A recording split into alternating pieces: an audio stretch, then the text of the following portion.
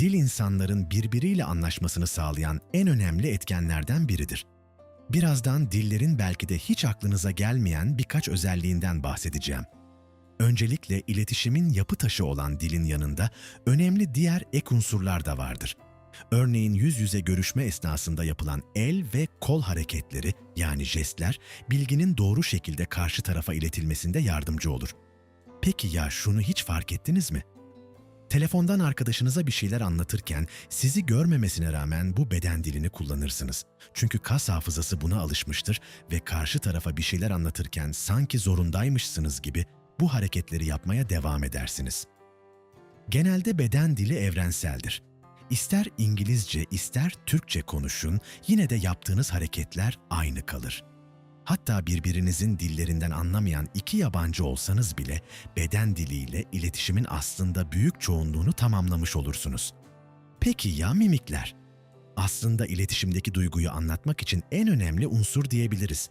Çünkü iletişim anında her ne kadar el-kol hareketlerini sadece arka planda görsek de mimikleri her daim görürüz. Çünkü konuşma esnasında konuştuğumuz kişinin suratına bakarız. İletişim sadece yüz yüze gerçekleşmez. Bazen duygularımızı metne döker ve karşı tarafa göndeririz. Burada da aslında mimikler yerine emojiler geçer. Sahi duyguları anlatmak için emojiler gerçekten yeterli midir? Bu konudaki fikirlerinizi merak ettim.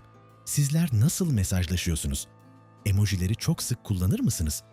Yorumlarda fikrinizi belirttiyseniz videoya dönebiliriz.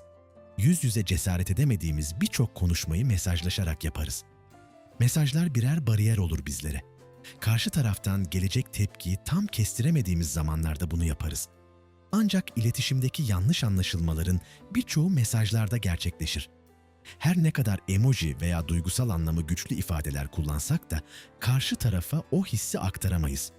Hatta bu konuda psikolog Kastin Kruger ve Nicholas Eplin'in 2005 yılında yaptığı çok çarpıcı bir deney var. Araştırmacılar katılımcılardan belirli duyguları alay etme, ciddiyet, öfke gibi hem sesli hem de e-posta yoluyla iletmelerini istiyor. Gönderen kişiler karşı tarafın mesajı %90 oranında doğru anlayacağını düşünüyor. Ancak sonuçlar beklenildiği gibi olmuyor. Mesajı alanların doğru anlama oranı sadece %50 civarında kalıyor. Yani yazı ile iletişimde hissettiğimiz anlaşılma duygusu aslında büyük bir illüzyon. Ses tonu ve mimikler olmadığında karşı taraf mesajı kendi o anki ruh haline göre yorumlayabiliyor. Yani siz şaka yaparken karşı taraf o an gerginse mesajınızı saldırı olarak algılayabiliyor. Şimdi bu videonun en dikkat çekici konusuna geldik. Aslında bir konuşmadaki sözleri anlamlı yapan, onlara anlam yükleyen insanın kendisidir. Şöyle düşünün, size biri hiç bilmediğiniz bir dilde küfür ediyor. Ancak siz bu kelimelerin ne anlama geldiğini bilmediğiniz için hiçbir tepki vermiyorsunuz. Çünkü o kelimelerin sizin beyninizde herhangi bir karşılığı yok. Çünkü onlara anlam yükleyemiyorsunuz. Belki de çoğu zaman karşılaştığımız bu kötü sözlere anlam yüklemememiz gerekiyor.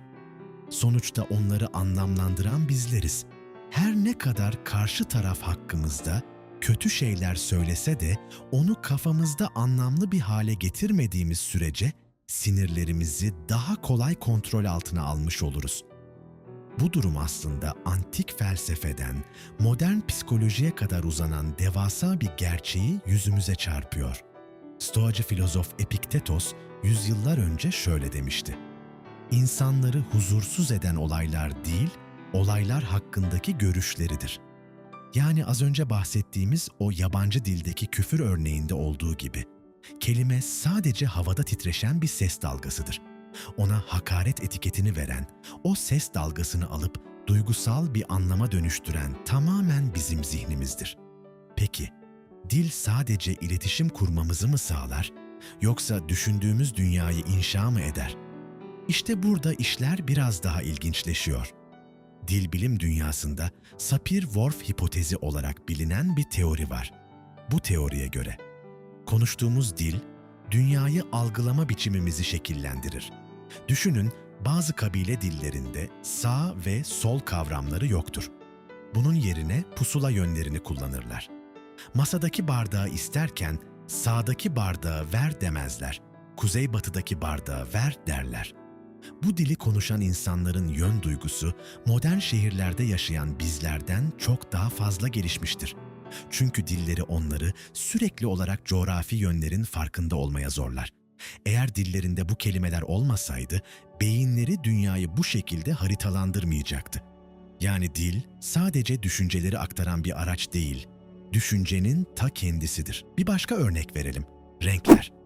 Rusça'da açık mavi ve koyu mavi için tamamen farklı iki kelime, goluboy ve sini, kullanılırken İngilizce'de hepsi blue çatısı altındadır.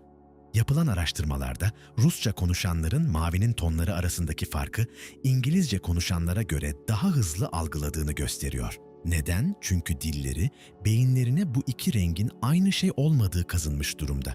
Kelime dağarcığımız ne kadar genişse, dünyayı algılama çözünürlüğümüz o kadar artıyor diyebiliriz. O halde kendimize sormamız gereken soru şu: kendimizi ifade ederken seçtiğimiz kelimeler aslında kendi hapishanemiz olabilir mi? Yapamıyorum demekle henüz yapmadım demek arasında sadece kelime farkı yoktur. Beyne giden nörolojik sinyal farkları vardır.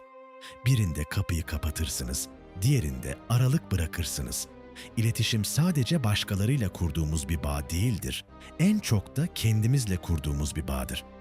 İç sesiniz hangi dili konuşuyor? Kendinize karşı nazik bir dil mi kullanıyorsunuz, yoksa sürekli kendinizi mi yargılıyorsunuz? Şimdi ise iletişim derinliğine bakacak olursak şunları söz etmesek olmaz. Dijital çağda iletişimimiz hızlandı ama derinliği azaldı. Naber? Yazıp geçiyoruz ama o naberin altındaki gerçek merakı, ses tonundaki sıcaklığını, duygusallığı karşı tarafa geçiremiyoruz. Belki de bu yüzden modern insan hiç olmadığı kadar bağlantıda ama hiç olmadığı kadar yalnız. Çünkü bağlantı ile iletişim aynı şey değil. Wi-Fi sinyalleriyle birbirimize bağlıyız ama duygusal sinyallerimiz kopuk. Peki çözüm ne? Teknoloji düşmanlığı yapıp telefonları atmak mı? Elbette hayır. Çözüm, iletişimin bu katmanlı yapısının farkında olmak. Bir mesajı okurken, o mesajın yazarının o anki ruh halini bilmediğimizi kendimize hatırlatmak. Bir tartışma anında sadece kelimelere değil, o kelimelerin arkasındaki korkuya, endişeye veya sevgi isteğine odaklanmak. İletişim sadece konuşmak değildir. Hatta çoğu zaman susmaktır. Etkili bir insan ne söyleyeceğini bilen değil, ne zaman susup karşı tarafı gerçekten dinleyeceğini bilen kişidir. Dinlemek ile duymak arasındaki fark, bakmak ile görmek arasındaki fark gibidir. Çoğumuz karşımızdakini anlamak için dinlemiyoruz. Cevap vermek için sıramızın gelmesini bekliyoruz.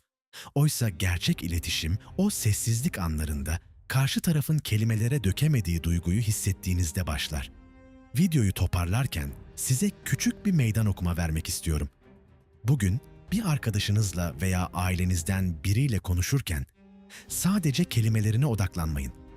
Ellerine bakın, göz bebeklerine bakın, sesindeki o ince titremeyi yakalamaya çalışın. Ve en önemlisi, mesajlaşırken bir yanlış anlaşılma olduğunda o mesajın sizin zihninizdeki bir yansıma olduğunu hatırlayın. Karşı tarafın niyetiyle sizin algınız arasındaki o boşluğu varsayımlarla değil, sorularla doldurun. Çünkü günün sonunda en karmaşık dilleri de çözsek, en gelişmiş iletişim araçlarını da kullansak, insan en çok anlaşılmak ister. Ve anlaşılmak sadece doğru kelimeleri seçmekle değil, o kelimelere doğru duyguyu yüklemekle mümkündür. Dil, zihnin mimarisi, iletişim ise ruhun köprüsüdür. Bu köprüyü sağlam tutmak sizin elinizde. Eğer bu video kelimelere ve iletişime bakış açınızı biraz olsun değiştirdiyse bunu yorumlarda duymak isterim. Sizce teknoloji bizi daha iyi iletişimciler mi yaptı, yoksa birbirini anlamayan kalabalıklara mı dönüştürdü? Düşüncelerinizi aşağıya yazın, tartışalım. Bir sonraki videoda görüşmek üzere. Hoşça kalın.